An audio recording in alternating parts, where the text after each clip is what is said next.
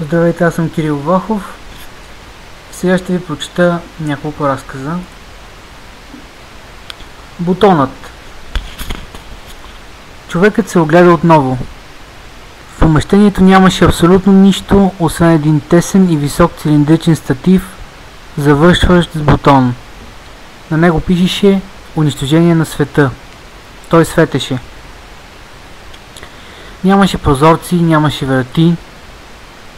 Не знаеше от кога не бе ял и вече губеше сили. Жаждата го изгаряше, времето не съществуваше, макът го поглъщаше. Тишината бе навсякъде. Човекът се приближи към бутона. Лоша майка. Моля те, накарай го да спре. Моля те да спре, моля те, моля те. Детето шептеше, защото само за това имаше сили, но този шепот отекваше в съзнанието й като отчаян раздиращ вик. Тя се пречупи. Отиде до кухнята, взе ножа за хляб и си преряза вените. След половин час гологлавото дете млъкна. Само. Тя беше лоша майка. Огнената. Защо го правиш, попита го тя. Защото искам, отвърна той, докато ръката му изгаряше, докосвайки лицето й. Тя се усмихваше, а в огнените й зеници се отразяваше един изпепелен труп. Тя го целуваше, а ногтите й се впиваха в кожата му и я разкъсваха. Кръвта му изтичаше. Прекъснатите сухожилия и мускули му причиняваха непоносима болка. Вампирката се надигна и бледата светлина освети лицето й. Какви хубави очи! Изхриптя той преди зъбите й да се впият в гръкляна му. Следващия глупак. Наистина ли това е, което искаш? Да, не желая нищо друго. Ти си глупак, каза плесна с ръце. Душата му напусна тялото и се разгърна по цялата земя, гола и беззащитна. Тогава той почувства болката. Тя гореше като нажежена лава. Тя разкъсваше като дъжд от отровни остриета. Тя рушеше като отприщена водна стихия. Безначалната и безкрайна болка, сподираща човечеството от първата лъжа, от първата несправедливост, от първото безмислено убийство. Тя нарастваше и се изменяше всеки миг, като същевременно си оставаше същата. Тя погубваше бавно милиарди души. Тя създаваше. Тогава човекът разбра. Едно докосване и всичко ще зарасте, ти ще заспиш и ще се събудиш без да помниш нищо. Искам още. Ти си глупак, каза Бог и плесна отново сърце. Времето се разгърна и всички мигове се сляха в един. Миналото и бъдещето се оглеждаха в този миг вечност от настоящето. Човекът изживяваше всеки един живот като свой. Всяка сълза, всеки стон, всеки ужас се открояваше болезнено ярко въпреки неизброимостта на душите, които се сливаха с неговата. Той усещаше зараждащите се вълни на другите, чието искри тлееха векове в ледените пустини. Те се сливаха в едно същество, което страдаше хилядолетие след хилядолетие и стоновете му заглъхваха в нищото. Той усети болката на последните. Човекът проумя безмислието. Стига ли? Не. Така да бъде, каза Бог и плесна с ръце. Пространството се сви и безкрайното стана точка. Болката, рушаща звезди и галактики, се сля с неговата. Ти вече не можеш да се върнеш. Искаш ли да спра? Човекът мълчеше. Нима след всичко това ти все още искам още. Защо? Човекът мълчеше. Добре, каза Бог и сля душата си с неговата. Тогава човекът усети истинската болка. Той съжали горчиво за всичко. Но вече беше късно. Момичето. Валеше като из ведро. Момичето се беше свило на задната седалка. Беше 17-18 годишно и премръзнало като мокро мишле. Човекът отвори предната врата и седна зад волана. Беше вечер. Нямаше никой наоколо. Той погледна в огледалото и каза: старата жена. Зимата беше много студена. Дървата бяха свършили, а нямаше пари дори за един кубик. Синовете й едва издържаха своите семейства и нямаха излишни пари. Вярно ходаха до гората, но глобите бяха много големи, а и сухите клони много бързо изгаряха. Единственият начин да оцелее през зимата беше да иде в града при тях. И тя отиде. Живееха на 12-ти етаж. Всяка сутрин тя гледаше бетонната гора и малките хора, пъплещи като мравки по тротуарите. Обичаше да излиза до парка, но това беше жалко подобие на родното им място и тя не се задържаше там. Беше на 89 години и никога не бе напускала селото. Мина ден. Мина седмица. Всеки изминал ден тя линееше все повече. Зимата все още не й позволяваше да се върне от дома си, а и пари не идваха от никъде. И тя търпеше. Ходеше по асфалтовите реки, покрай бетоновите гори, дишаше замърсения от фабриките и колите въздух и тъгуваше. Скоро престана и да излиза. Обстановката навън я потискаше, а парка го асфалтираха. Легна на легло. Скоро старата жена напусна близките си в града, а зимата бе все така студена и безчувствена. Просякът. Бог да ви поживи, моля помогнете на бедния човек. Сандо живееше в подлеза. Живееше може би силно казано. Родителите му бяха починали докато беше малък, а в един ужасен инцидент бе загубил кръка си. Той искаше да работи, но нямаше как. Никой не би го взел на работа. Къпеше се когато валеше, а за четка за зъби дори не беше чувал. А дрехите му вече бяха станали мръсни парцали. Изкарваше за по един геврек на ден и то от същия подлез, който обитаваше. Нямаше патерица и изкачването по стълбите му беше трудно. Един ден малко момиченце дойде в подлеза и гледаше с жадни очи гевреците. Беше добре облечено. Навярно майка му пазаруваше в мола или в някои от другите магазини и го беше оставила навън. Бездомникът го повика при себе си и му даде 50 стотинки да си купи геврече. При вида на гевречето лицето на момиченцето светна. То седна до Сандо да го изяде, като му даде малко. Кристинче махни се този мръсен просяк и хвали този геврек мръсене, каза майка й и ми помогни с покупките. Много хора минаха през подлеза този ден, но никой не погледна просяка. Никой не видя сълзите в очите му. Той беше един от многото в големия град. Но най-лошото беше, че на никой от благословените от него не му пукаше. Снимката. Станцията се намираше на хиляди парсеци от пръстена на обитаемите светове. На всяко съобщение щяха да му бъдат нужни хиляди години да стигне до тях и още хиляди да се върне отговорът. В станцията нямаше нищо, освен стотина вградени в стените уреди и един стол. Той стоеше на стола и гледаше една снимка. Снимката показваше жена на около 20 години, облегнала се на един камък в някаква гора. Той се взираше в тъмнокафявите очи, които поради разредената светлина изглеждаха черни. Две черни дупки, които сякаш поглъщаха енергията му и го правеха слаб и зависим. Той не искаше да се чувства така, но нямаше избор. Гледаше я с месеци, без да отвърне поглед. Просто не можеше да не я гледа. Косата й се спускаше на вълни по нежните й рамена, тялото й беше перфектно оформено и дрехите сякаш намекваха за това, което се крие под тях, но щеше да остане завинаги скрито за него. Усмивката беше замръзнала завинаги на устните й, показвайки два реда красиви бели маниста. В станцията имаше уред, който излъчваше лъчи, разрушителни за материала, от който беше направена снимката. Бяха необходими 5 секунди на светлината му, за да бъде повредена безвъзвратно. Той стана и се приближи до уреда. Наведе се и долепи снимката до излъчвателя. 1 секунда, 2 секунди, 3 секунди, 4 секунди. От лицето на андроида се спусна сълза. Хакерът. Снегът валеше вече от няколко дена и бе натрупал 2-метрова покривка. Пътните артерии на града бяха запушени. Хакерът седеше пред компютъра си трето денонощие, пишеше в чат програма и слушаше музика. Кръстът го болеше все повече, а китката му се беше схванала над мишката, но страданията на тялото му не го интересуваха. Не беше спал от дни, Очите му под очилата бяха червени и подути.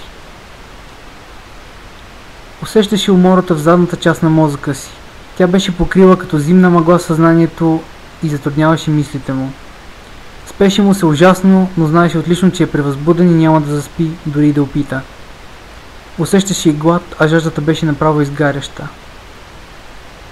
Но той упорито продължаваше да си стои и да пише. Причината за това беше събеседникът му, по-точно събеседничката. Тя беше всичко, което бе искал от живота. Умна, интересна, забавна. Имаха куп общи интереси, а мненията им съвпадаха, но не до степен да няма за какво да спорят. Тя беше самото съвършенство. Хакерът бе прекарал по-голямата част от живота си пред компютъра и знаеше как да провери дали някой е това, за което се представя. Бе проверил IP-то й, бе видял снимки, профили и всякакви подобни неща, които всеки човек оставя като дигитален отпечатък в мрежата. Бе говорил с нея и бе я видял с веб-камерата си. С една дума не се съмняваше, че е истинска. Но грешеше. Стиховете и разказите ти са страхотни, мишле, така я наричаше, защото според профила й беше няколко години по-малка от него. Когато ги чета, усещам чувства и виждам картини, които никога не съм си представял, че ще минат през съзнанието ми. Ти си уникална. Хакерът продължаваше да пише.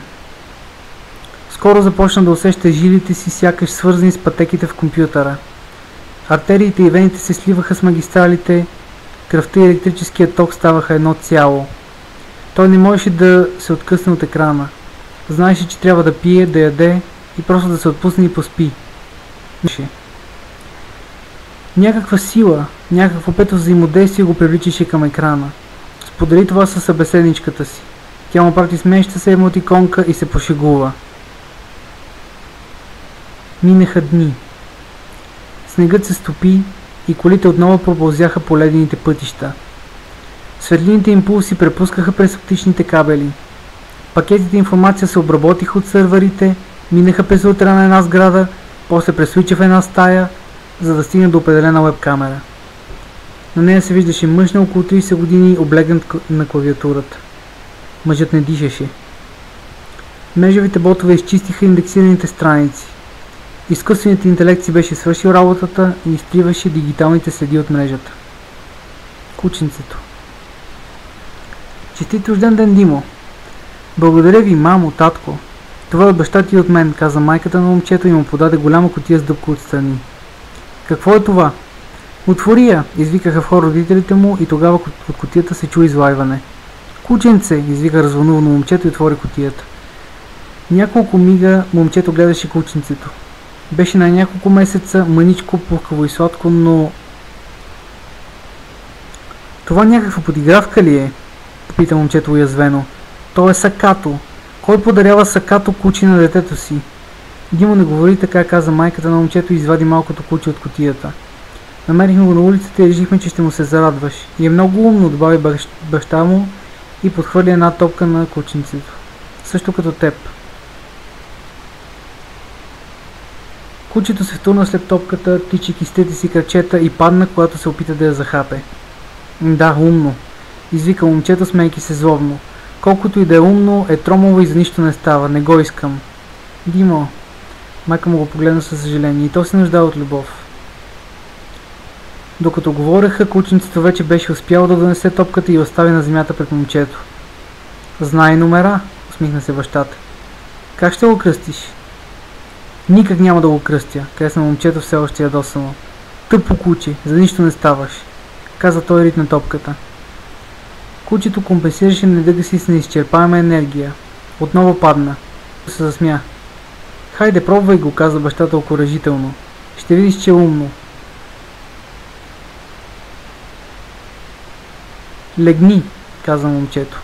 Кучето легна на земята. Прави се неумрял, прозвуча втората команда. Кучето протегна крака и притихна, точно като умряло. Момчето се усмихна отново. Хайде, Кьопчо, каза то, да поиграем навън. Момчето взе патериците си и се насочи към вратата, опирайки се на единствения си крак. In mortuorum. Преди никога не съм посягал към клавиатурата, за да опиша нещо, което съм преживял. Все пак съм полицай, а не писател. И освен това така ми е писано от рапорти и доклади, че дори и да ми се случи нещо интересно, нямам желание да го описвам. Но това, което ми се случи преди няколко седмици, не ми дава покой, затова простете за дълги изказ. По време на нощно дежурство ми сигнализираха за код самоубиец. По принцип не ме бива много с думите, така че това е най-омразният ми код, но какво да се прави? Работа. Когато пристигнах по средата на моста, там седеше едно момче, видимо недостигнало пубертета. Беше седнало на ръба и се държеше с една ръка за железните греди. Ей, малкия, какво правиш там? Високо е, ще паднеш. В началото реших да се правя на ударен, понеже не ми се беше случвало да говоря с толкова невръстен самоубиец. Не, няма да падна. Ще скоча. Отвърна то спокойно. Повярвай ми, каквото и да се е случило, не е толкова ужасно, че да си струва да се убиеш заради него. Какво е станало? Двойка в училище, зарязал те гаджето? Нямам гадже. Момчето ме погледна усмихнато, но в усмивката му имаше нещо зловещо. Не съм имал гадже от 500 години, а на училище никога не съм ходил. 500 години, заекнах аз. Не изглеждаше момчето да се шегува, лъхна ме някаква студенина и някак си не може да приема думите му за детинско бръщолевене. Да не си избягал от... Тук прескочих думата лудница поради естеството на ситуацията. Някъде. Родителите ти знаят ли, че си тук? Родителите ми са мъртви от векове, а дом нямам. Отново детето звучеше адски, сето не знаех какво да кажа. Спокойствието му беше ужасяващо. Виж, малкия, не знам какво става тук, но работата ми е да те върна на попечителите ти, защото те вероятно се притесняват и... Млъкни. Заповяда той изведнъж. На тази земя съм доста по-дълго, отколкото ти и отколкото някога ще бъдеш, затова млъкни и ме чуй. Твоят елементарен мозък едва ли може да проумее причината да искам да започна от начало, пък и не ми се губи много време. Но знаеш ли какво е да се скиташ векове из този проклет свят, без самоличност, без име, без близки и роднини, измъчен от самота и глад, прокълнат да не старееш и да не можеш да умреш. Знаеш ли? Аз не... Заекнах аз. А искаш ли да знаеш? Не знаех какво да отговоря, затова просто кимнах, а то продължи сякаш говорейки на себе си. Няма значение. Може би някой все пак трябва да го знае. Продължи той, вдигна ръкава на бузата си. Там беше залепена една ламаринка, на която беше записана със ситни букви думата In Mortuorum. Той дръпна силно, отваряйки рана и я хвърли към мен. Но не и аз. След това, преди да мога да реагирам, детето скочи от моста в тъмните води. Тялото така и не се намери. Не предадох ламаринката с думата като веществено доказателство. Погледът на момчето и думите, които ми каза то, се бяха впили в мозъка ми и не ми даваха покой. Не знаех какво значи тази дума, нито на какъв език е и не ми хрумваше как да разбера, докато дъщеря ми, на възраст колкото момчето, не ми каза просто питай Google. Въведох думата в Google и след няколко часа ровене из страниците намерих документ, написан на латински, в който след гълбия превод на един приятел пишеше горе-долу следното. In Mortuorum, да, това си ти, думата залепена за тялото ти. Единственото нещо, което знаеш за себе си, след като се е вдигнала мъглата на безвремието. Думата, която си търсил месеци или години преди да се сетиш и да имаш възможност да я потърсиш и тук. Думата, която те е побърквала и се е забивала в мозъка ти като свредещ. Знам, че имаш много въпроси, но ще отговоря само на 3, които са най-важни. Първо, какво си ти? Ти си същество, което не старее и не може да умре. Физиологическата ти възраст е 13, а физическата ти е няколко века. Тялото ти не старее, а ако бъде принудено да умре поради някаква насилствена причина, след определен период от минути до часове, атомите му се пренареждат в същото положение, както са били малко преди да умре за първи път. Всички спомени, които си събрал през това време, изчезват и не знаеш нищо друго, освен това, което си знаел тогава. Второ, защо си такъв? На теб тегне хилядолетно проклятие на вещица, която се грижеше за теб след като уби родителите ти. Ти разбра за ужасното й деяние и една вечер я прободе с кинжал, докато спеше. Преди да умре, тя изрече ужасното проклятие, а последната й дума е сега залепена за тялото ти. in mortuorum. След като я уби, се разболя от неизвестна болест, вероятно причинена от проклятието, която погълна спомените ти. Докато още ги имаше, написа писмо, от което знаеш причината за положението си. От тогава внимаваш да не умреш без писмо или някакъв друг начин да разбереш отговорите на тези 3 въпроса. Трето. Как да вдигнеш проклятието? Не можеш да знаеш със сигурност. Думите на вещицата бяха неразбираеми за теб, затова не знаеш дори дали има някакво условие, което е поставил в клетвата. Единственото, което ти остава, е поне да не се мъчи с отговори, които пораждат още повече въпроси, така че премахни от себе си думата, която яде съзнанието ти от векове. In mortuorum. Не зная дали това не е някаква шега или момчето наистина не беше вред, обаче аз повярвах на всяка една негова дума. Не мога да спра да мисля за историята му и за тази проклета дума, която се е забила като свредел в съзнанието ми и не ми дава да спа. Имам температура, която никакви хапчета не могат да свалят. Чувствам се отпаднал и лекарите не знаят от какво е. Хрумна ми глупавата идея, че вещицата го омагьосва и поклева с самата дума. Трябва някак да я махна от себе си, затова пише тези редове. И какво ли изобщо значи? In mortuorum. Гео. Скъпи, аз тъпа ли съм? Моля? Добре де, ще го кажа по друг начин. Стимулирам ли те интелектуално? Не задаваш ли малко късно този въпрос след 15 години брак? Не сменяй темата. Добре, истината ли искаш? Да. Ами не. Не ме стимулираш интелектуално. Но това не значи, че си тъпа, нито че аз съм по-умен от теб, или каквато щуротия е родила красивата ти главица. Тогава защо ме взе? Мила, какво ти стана изведнъж? Днес е вечер на въпросите и нямаш помощ от приятел, а и няма да получиш пари. Виж, взехте, защото още от първия път, в който те видях с онзи тип, очите ти ме плениха. Никога не съм предполагал, че една алергия, от която те сълзят, може да направи някого толкова красив и невинен. Значи ме взе заради алергията ми. Забелязах очите ти, лицето ти, прекрасната ти приказливост и сега след 15 години не си се променила никак. Още си същото момиче, което открадна сърцето ми. И все пак избяга от въпроса. Ти си умен, може би най-умният човек, когато познавам, а се задоволи с мен. Не се задоволих. След втората ни среща чисто и просто ти исках, дори обмислях да ти кажа именно това, искам те. Значи заради секса. Глупости. Знаеш какво е мнението ми за секс? Да, знам го и все пак то е здраве. Не ми се говори за секс. Мисля, че ти се говори за всичко друго, само не и за това, за което те питам. Скъпа, ти знаеш, че съм постигнал много неща в живота. Ако не беше ти, вероятно нямаше да постигне и половината. Да бе. Сериозно говоря. Ти си изключително добър слушател и схващаш много бързо, стига да има кой да ти обясни. Ти винаги си била първият човек, върху когото съм прилагал уроците си и затова сега те имат такъв успех по целия свят. Върху теб изпробвах методите за запомняне и правех това, което най-много обичам на света. Обяснявах. Най-много след теб, разбира се. Ласкател. Знаеш, че не обичам да лаская хората, освен това си изключително пряма и честна. Повече от всяка друга, с която съм имал отношения. Ами прекрасното ти тяло, то ме вдъхновява всеки ден и ме изморява всяка нощ, за да заспивам като младенец. И все пак не съм доволна от отговорите ти. Можеш да си вземеш асистент, на когото да обясняваш. А има много други начини, по които да се изморяваш. Не знам какво искаш да ти кажа.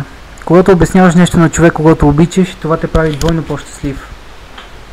С теб мога да говоря за всичко, за научните работи си имам достатъчно колеги. Не забрави и кой ме подкрепеше и караше да се развивам. Дължа всичко на теб. И всеки ден благославям щурите случайности, които ме доведоха до теб. И това, че каза да, точно тогава, когато трябваше. Ти задаваше правилните въпроси и в правилното време. И двата, ще дойдеш ли с мен на кино в петък и ще ми направиш ли честта да прекараш остатъка от живота си с мен? Кой говори така? Не и онзи, с когото бях, когато ме видя за първи път. Помниш ли какво ми каза в кафето?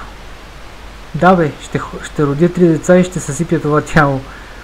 Мисля, че квант, фотон и свич опровергават думите ти. В тялото винаги ще те бива. Гладна ли си? Батерията на слънчевия панел се е заредила. Ето, вземи USB кабела. Да, поогладнях. Между другото, портът ми се е замърсил. Би ли го почистил първо? Диалог 2. Здравейте, какъв е проблемът? Така направо ли? Извинете, не съм свикнал с този вид разговори. Какво се очаква да кажа?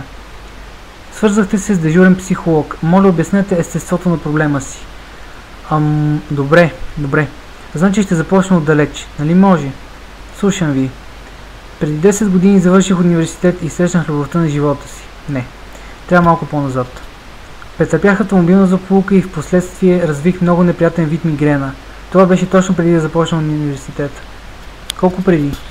Може би около година. Добре, продължете. С тази мигрена ми беше много трудно в университета, понеже имаше дни, в които не бях работоспособен и не ходех на упражнения. Както и да е, това не е важно. Тъй като семейството ми нямаше пари, започнах да търся работа още от края на първи курс. След няколко неуспешни опита установих, че нормална 40-часова работна седмица е извън възможностите ми, затова започнах да търся алтернативи.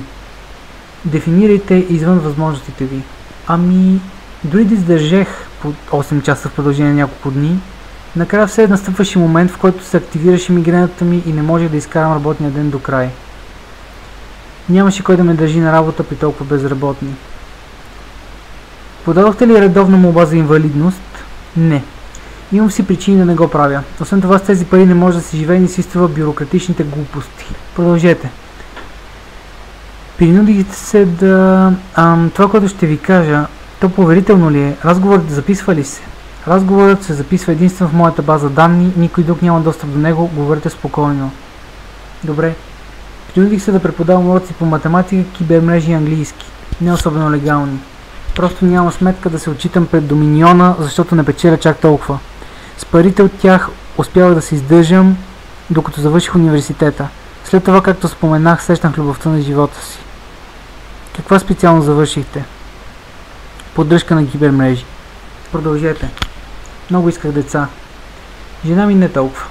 Когато се запознахме, тя беше завършила специално с приложение на системи с изкуствен интелект. Много е умна.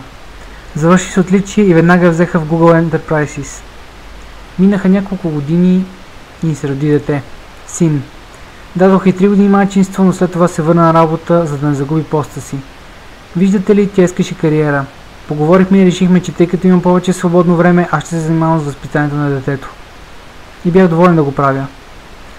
Но, когато го заведохме на редовния преглед, откриха нещо ужасно. Слушате ли ме?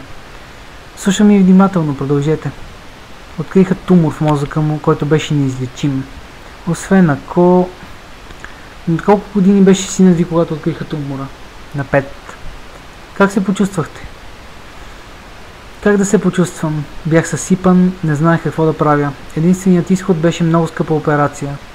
За щастие, жена ми беше спестила достатъчно пари, за да я платим. А след това се появи причината да се свържете с мен. Говорете спокойно. Синът ми, той вече не е същият. Вече не мога да говоря с него. Той станал. Вие би трябвало да знаете, все пак сте... Разбирам. Как ви кара това да се чувствате? Объркан, глупав, оплашен на моменти. Той е просто различен, да. Вие обаче осъзнавате, че няма друг начин. В подсъзнанието ви откривам зараждаща се омраза и страх от менталните кибертехнологии. Това не е хубаво в наше време. Да, ясно ми е, но просто не мога да говоря с него. Той споделя с мен неща, които не разбирам. Не го чувствам като син, а като по-висше от вас същество. Разбирам. И ви искате... Да, искам да бъда като него. Операцията е много сложна, но мога да направя заявка към киберболницата на Луната. Ще ви струва 500 000. Само за вас ли? Да. Жена ми поради естеството на работата си може да говори с него. Тя няма проблем. Проблемът е у мен. Вижте, господине, постъпвате правилно. В близко бъдеще повечето хора ще преминат през такава операция. Ще задействам процеса. А вие сте... Аз съм дежурен психолог 45TG8 с усъвършенствана база данни и ниво на абстракция 5. В програмата ми влиза справяне точно с проблеми подобни на вашия, затова не се притеснявайте. Въведете кода на чипа си, за да започне изтеглянето на първата вноска. Полетът ви до Луната струва допълнителни 10 000. След това лично ще се занимая с запознаването ви с психиката на сина ви. Благодаря ви, че избрахте Google Electronics. Прекъсване на връзката. Малкото коте. Добри беше в 8-ми клас на математическата гимназия. Беше добър ученик, добър син и добър приятел. Участваше в много състезания и вече беше спечелил няколко награди за гимназията. Никога не отказваше помощ на съучениците си, дори когато загазваше заради това. Не пиеше и не пуши, за разлика от много от връстниците му. Изобщо беше добър към всички, с едно изключение. Мразеше котките. Всички негови приятели знаеха за това и малко се очудваха. Добре се оправдаваше, че когато се разгонят, котките му мялкат по цели нощи и не може да спи, че са мръсни, че разнасят зарази. Това бяха логични доводи и никой не се усъмни, че има нещо друго. Но никой освен родителите му не знаеше истинската причина. Когато беше на 5 години, прекарваше доста от времето си на село. Там имаха котка, която един ден се окоти. Малкото момче искаше да погали котенцата, но майката беше наблизо и му се нахвърли. Надраска го жестоко по лицето и ръцете. В началото Добре изпитваше ужас от всички котки, включително и от малките. Но постепенно този ужас се превърна в омраза. И когато влезе в гимназия, си намери едно ужасно хоби. Убиваше котки. Беше си намерил силно опълващо вещество и пистолет с стрелички. По цял ден се упражняваше и един ден насочи оръжието към една котка. Улучи. Животното почти моментално заспа, отпуснато и беззащитно. Той го пренесе до един недовършен строеж. Какво прави там, никой не разбра, но тогава момчето се настърви и започна да измъчва всички котки, до които успеше да се добере. Някой, които не можеше да приспи, тровеше с големи дози отрова за мишки, сложена в салам или филе. Сложеше им капани, които чупеха костите им, избожеше им очите, изобщо доставяше му перверзно удоволствие да гледа как се мъчат. Добре живееше на 6-ти етаж на жилищна кооперация. Един ден хвана малко коте, досущ приличащо на онова, заради което го издя майката котка.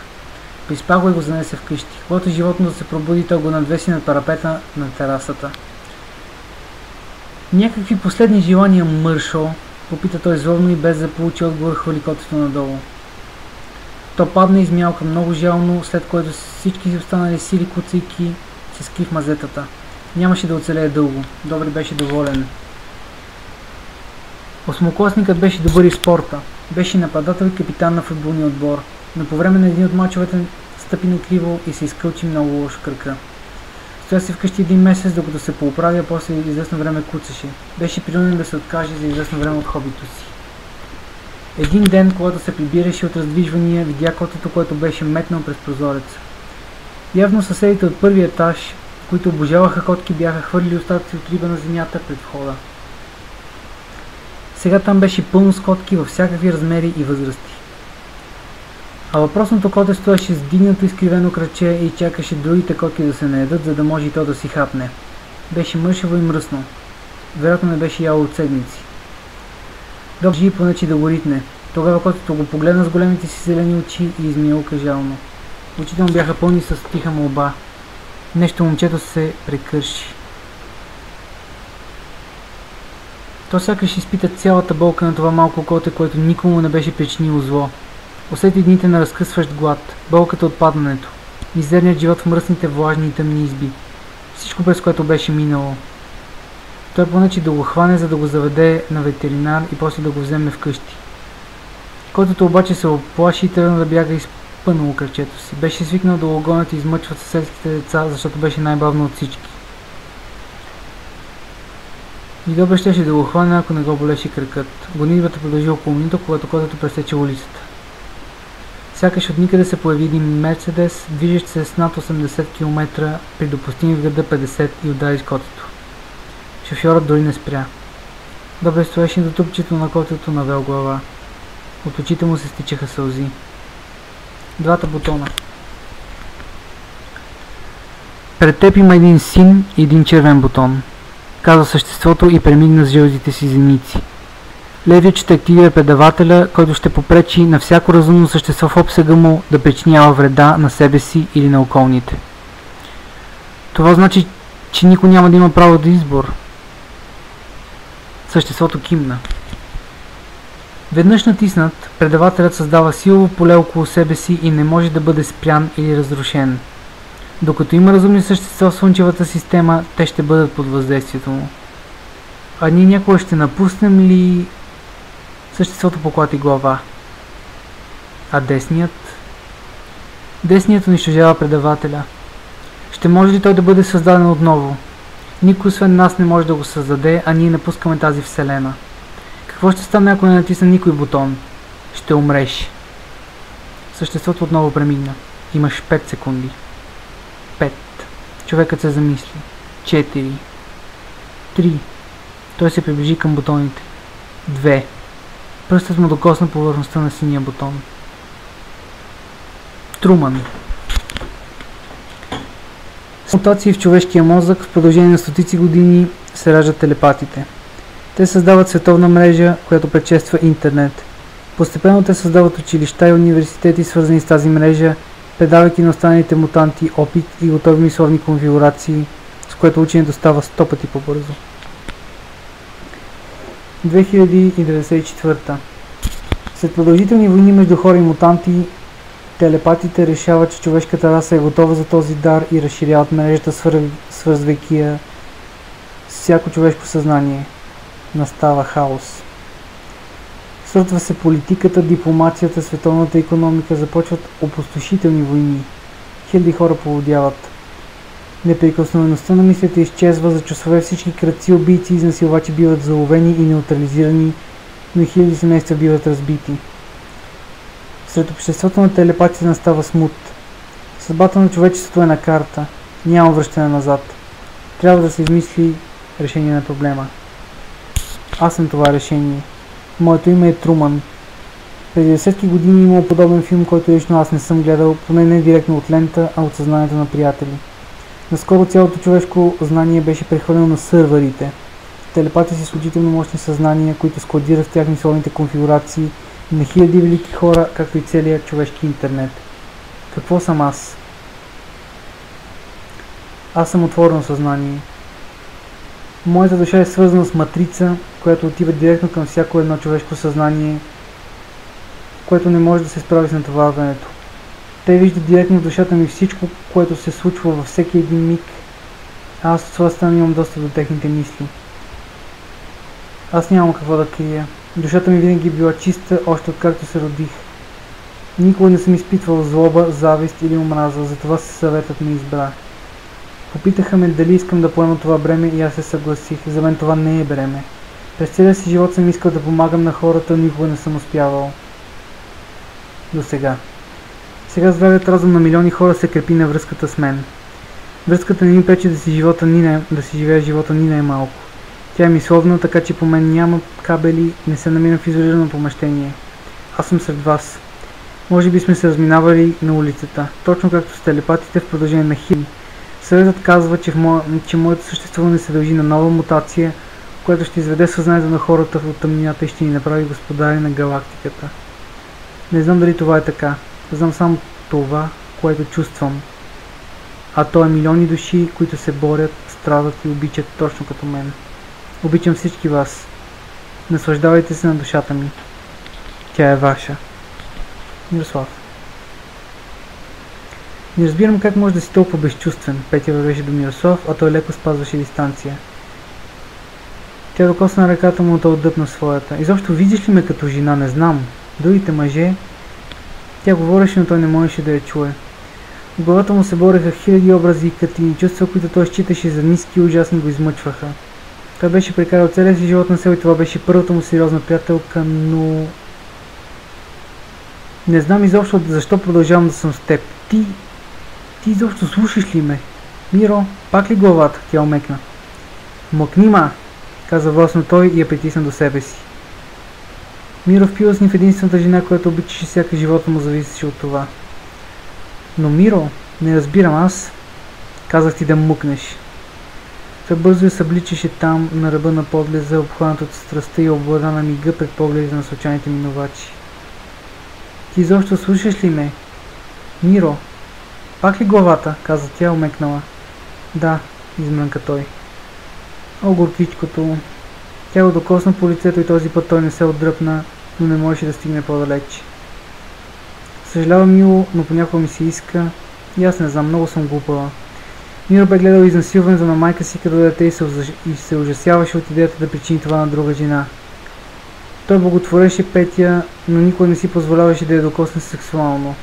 Мислите, които се въртяха в главата му, го плашиха и отвръщаваха. Като се прибере, ще ти разтворя аспирин. Той хвана за ръка и те изчезваха в нощта. Диалог 3. Озирис. Какво работя ли? Труден въпрос. Гледала си филма Her? Превежда го като от тя е глас. Афродита. Да, идеята много ми хареса. Да не работиш нещо с изкуствен интелект. Ами, не. Помниш ли какво работеше главният герой? Афродита. Ами, пишеше любовни писма за разни хора. Озирис. Да, аз правя нещо подобно. Афродита. Подобно? Озирис. Няма лесен начин да ти го обясня. Влюбвам се за пари. Озирис. Малко грубо звучи, но това ми е работата. Пише любовни стихове за годишнини, рождени дни, празници. Афродита. Леле, това е интересно. Озирис. Спокойно можеш да кажеш странно, няма да се разсърдя. Афродита. Добре, странно е. Ще ми разкажеш ли повече?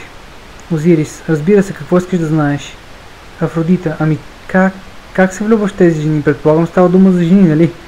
Озирис. Ха-ха-ха. Да, за жени. Различно. Гледам снимките им, говоря с тях. Афродита. Това е толкова странно и мъжете им нямат нищо против? Озирис. Ами как ще имат, нали те ми плащат за това? Не малко пари, между другото. Афродита. Как стана това? Озирис. Аз съм поет. Но както знаеш, поетите не изкарват много пари в наши дни. Да не кажа никакви. Един приятел ме помоли да напише поема за жена му за годишнията им и толкова я хареса, че им плати за труда. Той разказа на своя приятел и така потръгнаха нещата. Сега имам фирма и сайт. Афродита. Леле, ама след като напишеш, какво става с чувствата ти? Озирис. Да, това не е лошата част. Налага се да ги изтръгна от душата си. Афродита. Това възможно ли е? Озирис. Разбира се. И не е особено трудно, особено ако имаш опит. Афродита. Но как? Озирис. Сложно е. Използвам въображението си. Виж, според моя опит душата е нещо еднородно. Не можеш да изкараш някого от нея без намеса. Започнах като си представях едно същество, което забиваше на зъбено острие в душата ми и изваждаше оттам чувствата за дадена жена. Душата ми се разкъсваше и болеше много, но после поумнях. Сега използвам лазер, който Афродита. Лазер? Озирис. Във въображението ми. Афродита, аха. Ами, ако се влюбваш толкова много в жени, които не познаваш, ти... Озирис, дали съм се влюбвал по свое желание? Разбира се, докато бях млад. По-късно работата вече ми пречеше. Афродита, сам ли си? Озирис, не, женен с две деца. Афродита, леле, жена ти не ревнува ли? Озирис, не. Ние не се обичаме. Това беше брак по изгода. Виждаш ли, когато ядох бой за пети път, реших, че не си струва да... Афродита, чакай, ял си бой от кого? Озирис, сърдит клиент. Жена му разбра, че не го е писал той, издири ме и той разбра. Афродита, това често ли се случва? Озирис, сравнително, все пак съм неустоим. Афродита, изкромен. Озирис, разбира се, преди няколко месеца се ожених за една приятелка с няколко дни по-възрастна от мен. Не съм я докосвал. Децата й са от предишен брак. Афродита, тя обича ли те? Озирис, не знам, не мисля. Афродита, защо не си я докосвал? Сигурно е самотна. Озирис, заради работата ми. Ами, свободна е да си намери любовник. Афродита, ами ако те обича наистина, вие сте жени, имате деца. Озирис, аз не я обичам. Афродита, добре да сменим темата. Имал ли си проблеми с работата си, като изключим побоите? Озирис, ами всъщност да. Имаше случаи в самото начало, когато не можа да се изчистя от чувствата към една жена. Афродита, леле, какво стана? Озирис, ами накратко, напивах се като свиня и пепявах на Аланис Морисет. Също надебелях доста. Но следващата любов винаги замества старата и тя изчезва. Друг път не можа да се влюби и трябваше да върна парите. Афродита. Обичаш ли някоя от тях? Още. Озирис. Да, разбира се, те остават да тлеят в сърцето ми. Афродита, но не и жена си. Озирис. Жена ми ли? Какво те интересува жена ми? Афродита. Скъпи, аз съм. Аз съм тази, която не обичаш.